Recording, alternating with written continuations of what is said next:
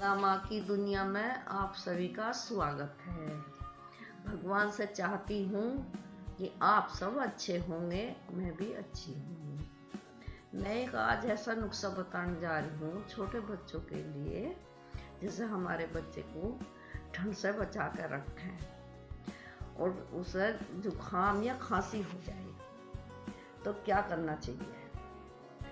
दवाई बनानी घर ही बना लीजिए, नहीं डॉक्टर तो ज़्यादा पैसे ले लेते हैं और जुकाम रुक भी जाता, उनकी देसी दवाई नहीं रहती है डॉक्टर की। ये देसी नुस्खा है। जैसे पीपल ले लीजिए 10 ग्राम उलहटी ले लीजिए, 10 ग्राम ले लीजिए लौंग, ये 3 चीज़ हो गई।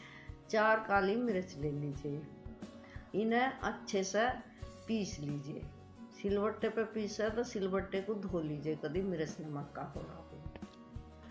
1 साबुत काली इलायची ले लीजिए, इन्हें चारों को मिला लीजिए, पीसिए, चाहे मिक्सी में पीस ले चाहे सिलबट्टे पीस ले। इन्हें पीस के अच्छे से छान लीजिए, छान के इन्हें शहद ले लीजिए आधी चम्मच। यदि आपका बच्चा 4 महीने का है या साल भर का है तो आधी चम्मच शहद चलेगा।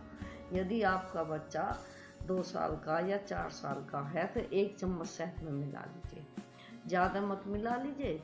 इस दवाई को बस इतनी मिला लीजिए, आधी चम्मच, और उसे 2 बार में देना है। आधी चम्मच चूरन और शहद ले लीजिए, 2 बार में दे दीजिए दिन में, तो आपका बच्चे को ठंड से बचा लेगा।